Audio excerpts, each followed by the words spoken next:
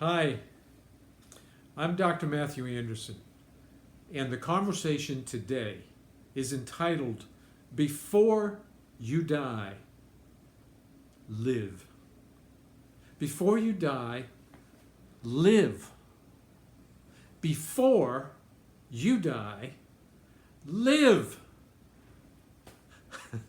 I'm kind of passionate about this one, and I hope by the end of this conversation, which is not that long really, that if you didn't really get the answer and experience it, you will before I get through talking. Before you die, live. Now, I've asked that question, or the question, why are we here, since I was in my mid-teens. Regularly, passionately, intensely, consistently, I've asked that same question. Why are we here? Why am I here? Why are you here? Why are all of us here? And I've gotten answers. It's not like they didn't come. My experience is if you ask these kinds of questions intently with your whole heart, they come. They rise up from the center of your own being, so you know that they are telling you the truth. And so the answer to that question that came so consistently to me, I have come to believe it is the real and best answer. Why are we here? It's very simple. We are here to be fully alive.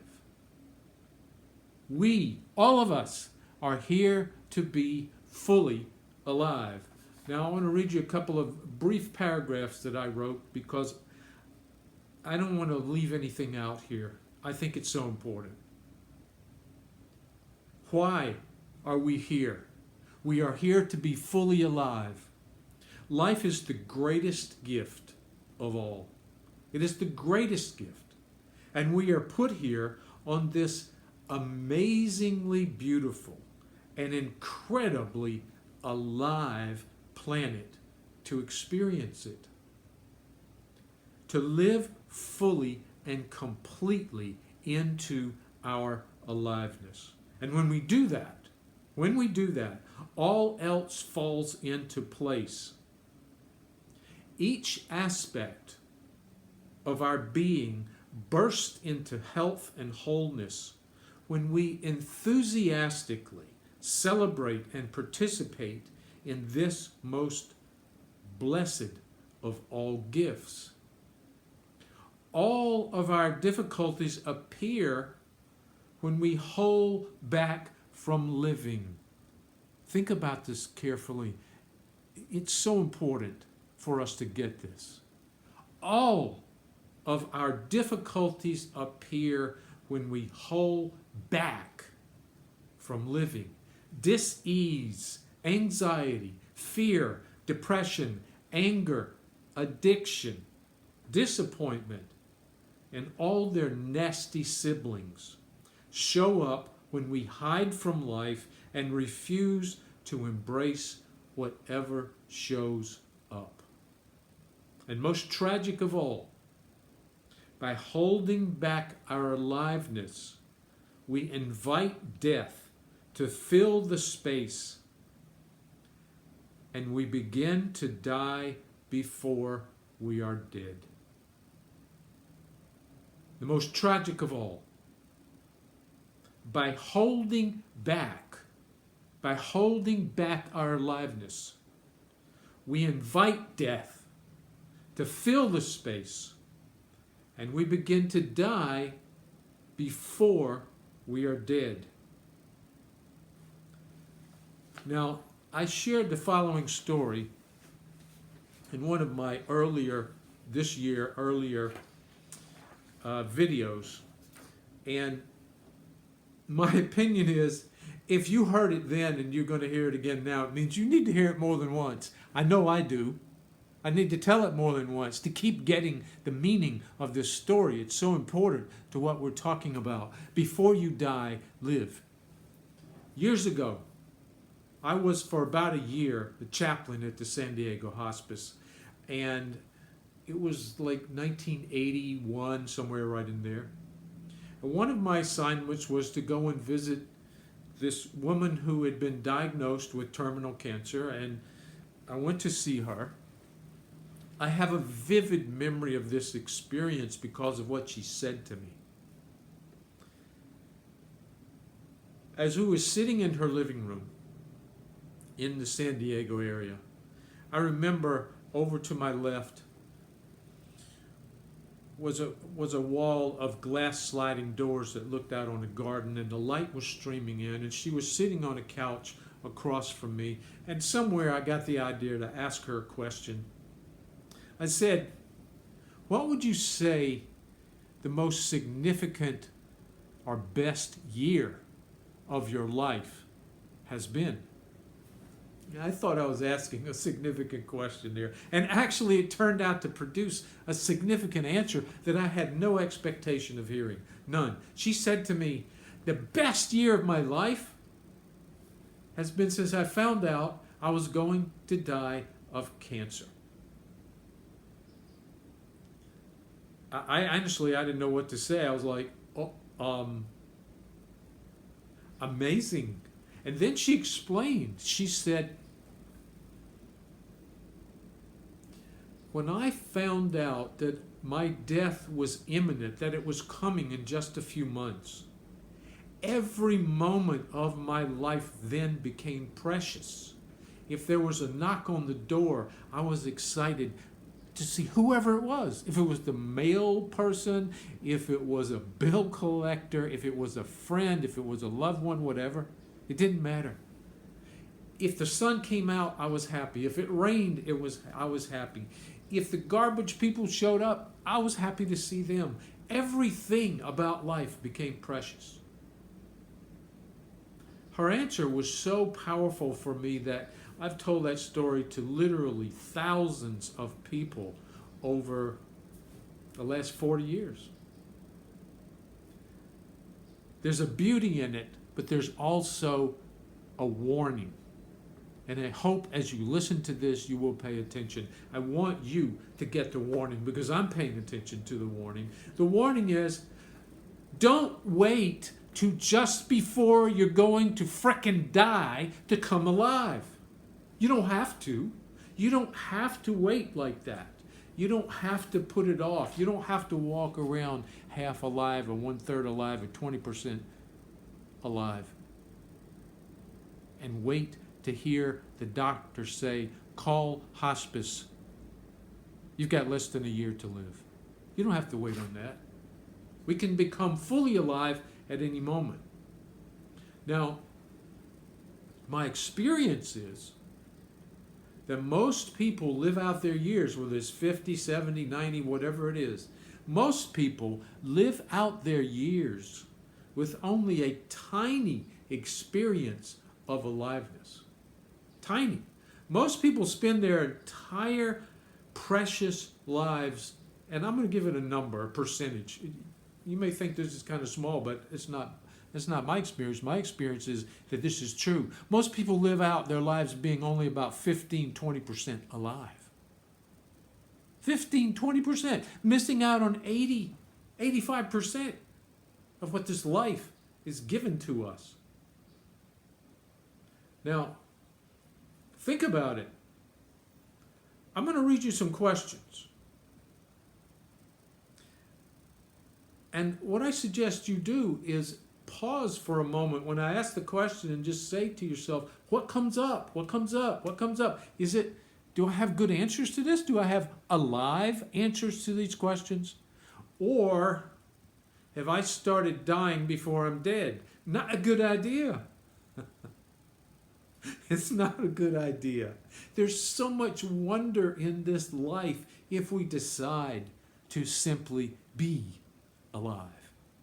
I know that sounds kind of silly, but if I say, are you alive right now? You probably say, yeah, of course, I got a heartbeat and I'm listening to you.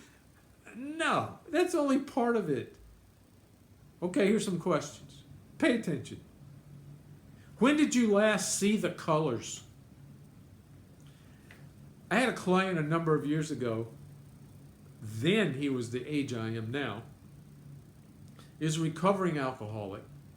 And he said to me one day, we were talking about the process of recovery and how it affects people. And he said, many recovering alcoholics have this experience. He said, one day I was driving in my car and all of a sudden, it was like a shock, I saw the colors. And what he meant was all of the color had drained out of his life due to the addiction.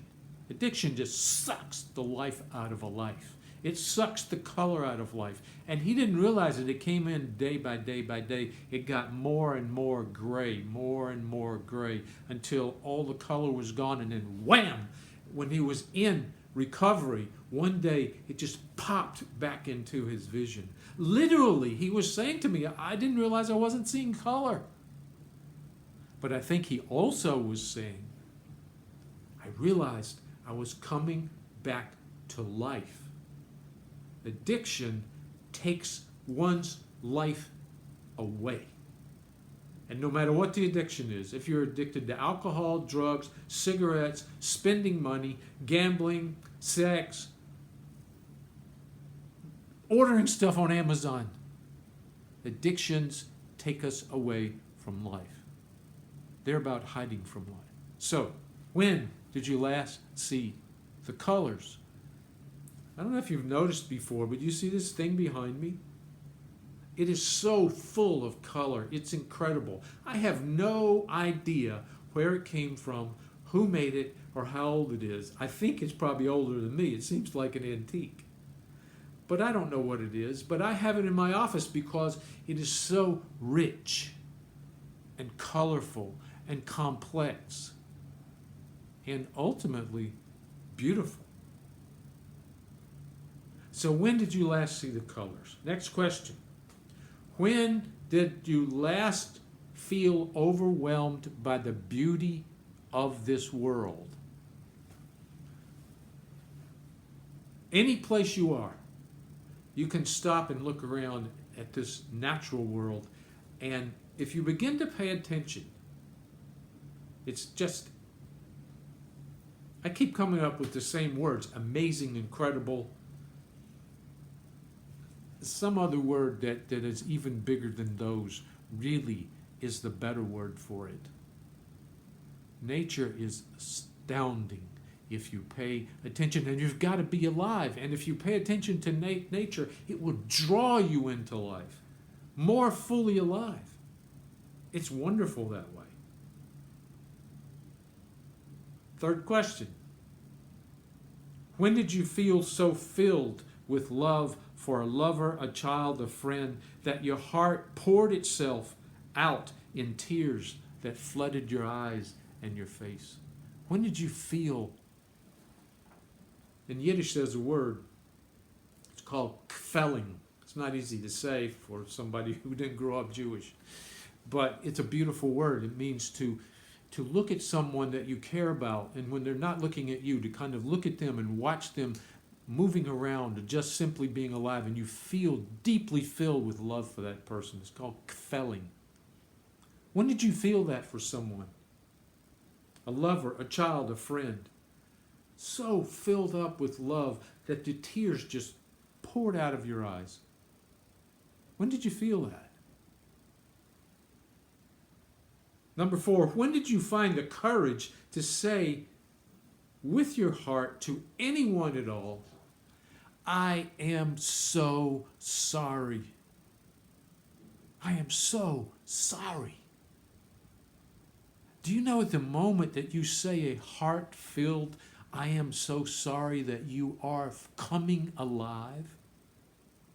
That some part of us, every one of us, needs to be able to be fully alive to say that to someone that we care about, someone we've hurt, someone we've disappointed, someone that we've done wrong in some way. To really say it from our hearts makes us so much alive.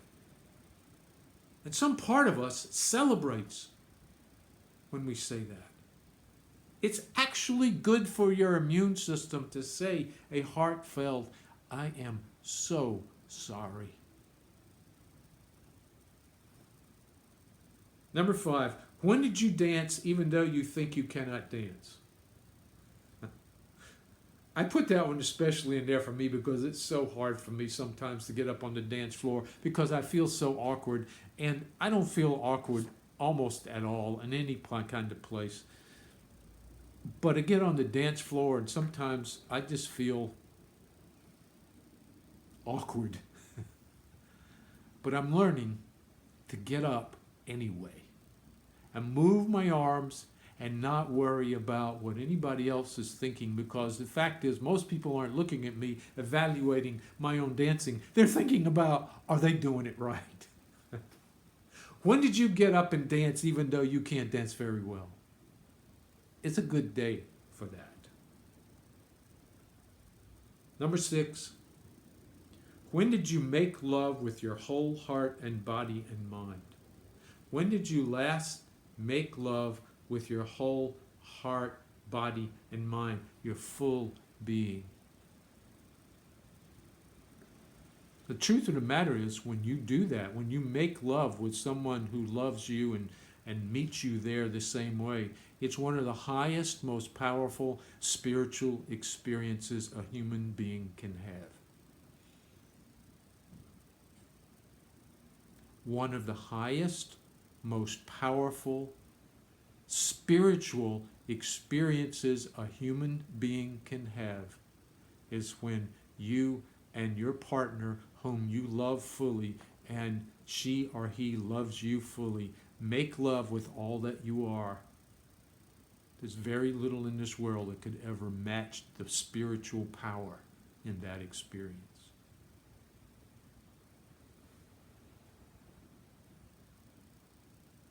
Number 7. Sorry, I got overcome by the last one. Number 7. How many times did you hug today or simply touch another person? So many people are walking around in this world, particularly right now. We got this crazy crap going on with COVID, and we're not allowed to touch other people. And I'm telling you, there are people in your life you're allowed to touch. Please touch them more. Hug them, hold them, touch their hand, put your hand on their back. Pat their head if you need to. But let yourself touch. It's one of the most wonderful things a human being can do, is touch another person. Simply touching someone else makes their blood pressure drop. If a person around you has high blood pressure, you just touch them, it starts to go down. It's really good. We're human beings and we're mammals. We need for touching to happen. Number 8, when did you allow your grief to crack open your body and fill you with sobbing sadness for the loss of a loved one, or for any and all the suffering in this world? When did you allow your grief to be fully present in your body? Aliveness, full aliveness, requires us to really experience what's happening with us. And the tragic thing is, if you have grief, if you lose someone dear to you and your heart is breaking with it and you try to shut it down, it will kill you. Grief is so powerful. It needs to be felt, and it brings new life with it if you allow it. It is healing. It's in us for a reason, that ability to feel grief. Let yourself feel it fully. When did you last say, I cannot do this alone. I need help. I cannot do this alone. I need help. That's a relief just to even say it, because it's so true. It's so true. I feel it right now when I'm saying it. I'm saying it to you. I'm feeling it. I need help. And I'm not telling you I'm incapable of living my life, or I'm weak, or I'm out of control, or I'm a wimpy little guy on the side of the road like a beggar who needs some help from you. I'm not saying that. I'm saying we all need help to get through this life. And when did you last feel okay about saying it. Number 10, when did you last taste the food you are eating? You know, I consider myself a recovering food addict. About 20 years ago, I lost over 60 pounds. I think it was close to 65. I used to weigh 250 pounds. Now I'm close to 185, 190, somewhere in there. And one of the things I realized as I went through the process of losing weight is I was not really fully tasting the food. I was eating, and then before I finally finished with one bite, I was putting another in. I was just going through it. And when I stopped and I said, wait, let me really taste it, one of the things I began to realize is some of the food I was putting in my mouth, I didn't like the taste. And number 2, I also found out I wasn't enjoying the food that did taste good to me. Just that simple practice of fully tasting caused me to begin the process of losing weight. Now you can say that, you can generalize that from food to every aspect of your life when you're fully present to taste the life that you're living right now. Some of your life is tasting, some of it's not, and you need to spit it out and find something that tastes better. Number 11, when did you pray a prayer that desperately needed to be prayed? I think human beings are always constantly praying and are very, very unaware of it. But when did you pray the prayer that you desperately needed to pray? God, help me. Or, God, let me love. Let me be more alive. Show me the way. Show me the direction of my life. Show me what I'm here to do. Those kinds of prayers desperately need to be prayed. Number 12, when did you honestly and carefully look at the image of yourself in a mirror? And I'm not talking about looking saying, oh God, there's a crease here and this is bad and there's pimples over here and oh my God, I'm losing my hair. Not that. Look, stand in the mirror and really look at that person as if you've seen that person for the first time. It's a very touching experience most of the time. And you know what? Usually, if you really look, you will begin to love that person more. I promise. Try it. If you can get past all those little judgments about the physical things and the imperfections. I know that's not easy, but if you get past that and you keep looking, you will begin to love that person that shows up in that mirror. Number 13, when did you walk outside barefoot? That's a good one. When did you walk outside barefoot? In the mud, in the rain, in the grass. It's a great feeling.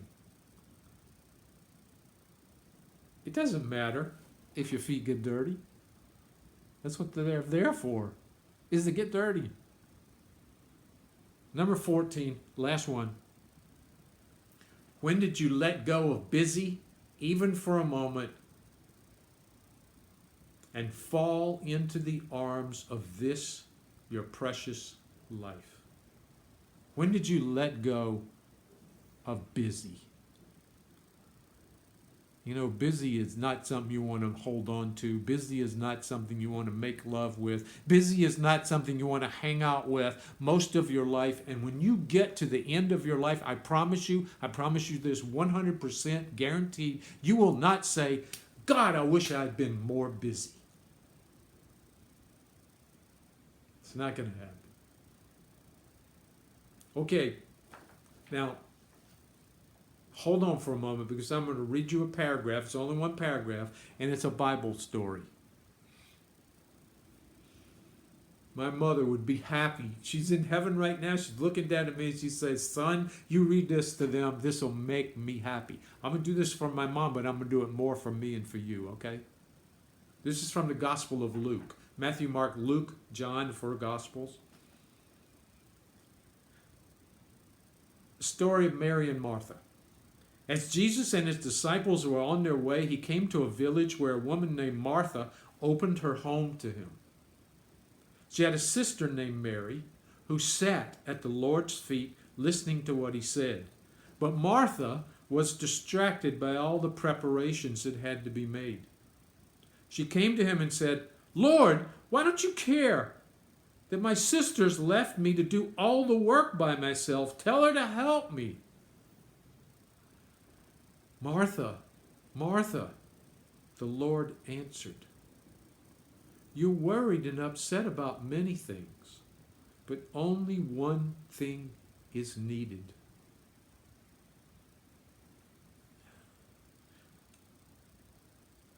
Mary has chosen what is better, and it will not be taken away from her. Mary has chosen what is better, and it will not be taken away from her. Lesson: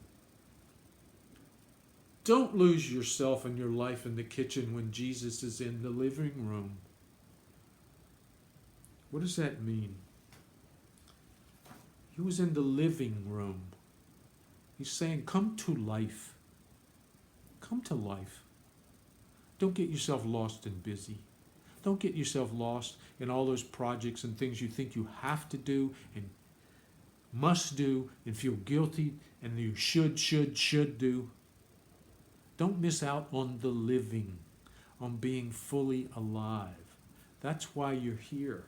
You're here to be fully alive in the way only you can do it. You're special, you're unique, nobody's here like you. You're the only one like you, and you are here to experience this precious life as fully as you possibly can.